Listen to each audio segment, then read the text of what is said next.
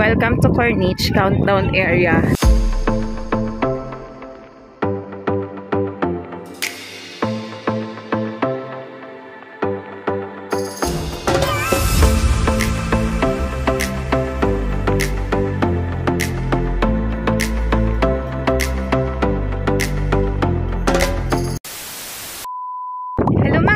Nandito kami ngayon sa Corniche, isa sa mga top destination dito sa Doha, Qatar. So igagala ko kayo since magpi-FIFA yung mga pupunta dito sa Qatar para sa FIFA. Ayan, alam niyo na kung saan na kayo pupunta. And mga guys, ready na talaga sila sa FIFA 2022. Yan yung mga bangka na yan. Pwede mong sakyan yan. Alam ko 50 for 1 hour yan. Ayan, ganyan itsura sa malapitan day ng bangka. Pwede mo sakyan yan. Paggabi mas maganda yan kasi maliwanag. May mga parang iba't ibang lights sila. Tapos sa kabilang side naman meron silang isang malaking pearl statue. So kung gusto niyo picture-picture, perfect yan mga guys. Yan yung malaking pearl. Kung gusto niyo mag-picture, go home. Kaso nag-picture na ako na nung unang punta ko dito way back 2015. Yan. Ang ganda dito sa Corniche, di ba? Talagang mapapaano kayo, bisita kayo dito. Tapos mga Zoy, kung after nyo maglakad dito sa napakahaba na to, pwede kayong lumipit sa kabila para sa Souq Waqif naman. At mga guys, kung kayo ay napapagod habang naglalakad, kayo napagod dahil sa paglalakad, huwag kayo mag-alala kasi meron silang mga napakadami yan. Napakadaming kumpanya. Kaya okay lang kahit maglakad kayo. Saka saka in fairness yung weather ngayon medyo malamig na, mahangin na, hindi katulad ng mga nakaraang buwan. Kasi mag-winter na dito. So November na, diba? So mag-i-start na nga magtaglamig dito. And then kung gusto nyo makaisa sa countdown kasi November 20 na ang start ng FIFA. So punta lang kayo dito sa Corniche kasi meron silang countdown clock doon. Tingnan natin. Sorry, hinihingal ako, naglalakad kasi kami. Yan, pupuntahan natin ng mas malipitan yan mamaya mga guys. Tsaka mahangin. Sana hindi kayo nabibingi sa hangin. Puntahan natin yan mamaya. Yan mga guys. Welcome to Corniche Countdown Area ng FIFA 2022. May mga flags din dito ng mga participant ng football na gaganapin sa FIFA. Daming tao. Tapos pwede kayo mag-picture dyan kasi makikita niyo yung mga building sa kabila. Ano yun? West Bay yun yung kabila. Yun yung talaga parang doon yung lahat ng mga offices. Ganyan. Daming tao. Tapos meron doon FIFA World Cup 2022. Tapos may mga names sila dito. Bawat kanila. Ito din yung sinasabi ko sa inyo, yung countdown nila. Pakaganda, no? Tapos ito yung malaking orasan nila. Tapos ito yung sinasabi ko sa inyo. So 16 days, 10 hours and 46 minutes and 19 seconds bago mag FIFA World Cup. Ang daming tao ngayon dito mga guys at saka ang hangin kaya enjoy na maglakad kahit na maaraw. Hindi ko mapapansin yung araw kasi malamig. Ang ganda dito, dito lang kayo magpapamilya. Nakaka-release ng stress. So yung alam niyo na kung saan kayo pupunta. Isa pa lang to sa mga top destination dito sa sa Doha, Qatar. Ano pa kaya yung iba? Picture na kami dyan dahil kanina. Oy, nagbablur. Kaya mga Zay, pabalik na kami kung saan kami nag-park. Nakaharap mo sa araw. Pag pabalik kayo mga Zay, mararamdaman nyo pala yung init kahit na humahangin siya. Kasi kanina, kaya hindi namin maramdaman kasi nakatalikod pala kami sa araw. So good luck mga Zays. Ramdam na talaga namin ng init. Kikita nyo ba yan? Pawis na. Ay, yung isa mas pawis Diyos ko, ano na yan? Yun, bililig ng kaunti. So mga Day, alam nyo na, pagpapunta talaga, excited kayo, hindi nyo mararamdaman kahit ano kung init na yan. Pero pagtapos nyo doon, tapos pagpa-uwi na doon nyo mararamdaman na ang layo pala na nilakad nyo. Sorry sa buhok ko, pagulo. Pakahangin kasi. Tapos, doon nyo rin mararamdaman yung init.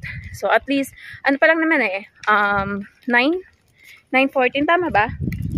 9:14 pa lang ata. Pero kasi mainit. 8:30. O 8:30 pa lang mga tayo, di ba? Pero diba? Pero okay lang, sulit naman. Kahit mainit. At dahil pupunta kami ng Sukwakif, bababa kami dito sa pedestrian nila. Diba? Ang taray ng pedestrian dito sa Qatar. Pababa. Eh mga Jai, ito yung pedestrian ng Qatar. Sa baba kami. Nasa baba kami. Imbis na sa taas kayo dadaan, dito kayo sa baba. Tapos, aircon dai. Sorry, aircon to. Tapos, meron din lift. So, kung pagod na kayo maglakad, of course, sakay nga lang kayo ng elevator. Lahat nga ng convenient dito para sa inyo. Ginawa na nila. O, ito. Way to Sukwakif. Yan. Ito yung madadaanan mo dito sa baba. O, diba? Kahit sa baba ka, may makikita ka pa rin. Iba talaga ang Qatar. Yayamanin talaga. Diba, Jay? Busy yung isa. So, mamaya papakita ko sa inyo yung tsura ng Sukwakif. At basement pa rin to mga Jay. Sakay kami ng lift. Kasi nasa taas pa yung souk. Oh, laki ng lift nila. In fairness. Mga hagardo-versos na kami. Yung tingin mo, Jay, parang mananapak.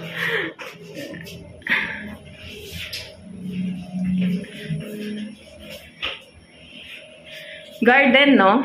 Mataas. And here we go. Nako. Sarap, aircon. Dito na kami sa kabila. Kanina, pakita ko sa inyo. Kanina, di ba nandun kami? O, yung dinaanan namin kanina, yun yung papunta naman connection dito sa Sukwakif. Mga guys, pasensya na. Sabi ng guard, sarado daw yung Sukwakif ngayon kasi under construction siya kasi pinapaganda talaga nila. So, ang allowed lang daw dito yung mga construct ng mga tao, ang empleyado nila. So, hindi kami allowed. Pero pinapasok naman kami ng guard kanina. So, balik tayo ulit sa pinuntahan natin. Tapos, dun sa pinagpakan natin. Mababa na kami ulit mga Jai. So, ibig sabihin, yung inopen lang nila is yung Corniche. So, yung souk, hindi pa siya ready for the tourists. So, bawi ako next time. Pag ready na siya, pakita ko sa inyo. Grabe init! Pakita ko sa inyo yung Sukwakif, yung isa sa mga pinagmamalaki ng Qatar. Meron silang machine dito. Kapag sobrang lamig na, pwede kayong bumili ng coffee. Since medyo mainit-init pa, meron naman silang mga cold beverage. So, bibili ka ba, Jay? And mga Jays, kung pupunta kayo sa Banana Island, dito kayo sasakay ng boat papunta doon. Parang ito yung pinaka-port. Kasi ano yun eh, ibang island naman yun. And guys, nandito yung mga kasama namin sa bahay. Kuya Kael! Hi! Yun sila, nagkita kami dito. Inaano namin kung saan magpa-park eh. Daddy's office. Okay. Higher. Daddy's office. Like this. No, not like that.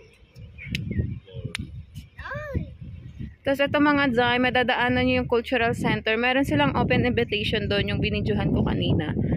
So, andun yung day, kung kailan at saka kung anong oras, kung anong language din. Kasi iba't ibang mga country ang pupunta dito sa Qatar. Si Tiksuk. Malapit kami sa Kabayan Store, nag-parking. Kaya siya tinawag na Kabayan Store or Kabayan Market. Kasi puro Filipino foods ang tinda doon. So, hindi mo mamimiss ang Pilipinas kasi nga, yung mga pagkain nandito na. Ayan, ito yung sinasabi ko sa inyong Kabayan Supermarket o Kabayan Store dito sa Souk. Yan guys, nagtatry kami bumili para may panghawak ako. Ayan mga guys, nandito na kami sa sasakyan. Nabili namin yung video kit. Yung sa box niya, yung price niya dyan sa 119 ata yun. Pero ang sabi sa amin ni Kuya, 80 reals na lang. Tapos nag-request to si Ian na kung pwede may tawad. So hanggang 65 nakuha namin siya. So tinatry ko ngayon yung mic niya. Sa comment down below mga guys kung comment down below mga guys kung maganda yung audio niya. So para at least malagyan ko na lang siya ng cat feather kung medyo maingay siya or mahina siya, ganon. So yun guys, sana nag-enjoy kayo sa video namin. Sana nag-enjoy kayo sa view. Yung mga pupunta dito sa Doha, Qatar, welcome po. Welcome sa FIFA 2022. Napakadaming pwede nyong puntahan dito kasi talagang inayos nila tong Qatar. So see you sa next vlog. Bye! I know gold is not enough.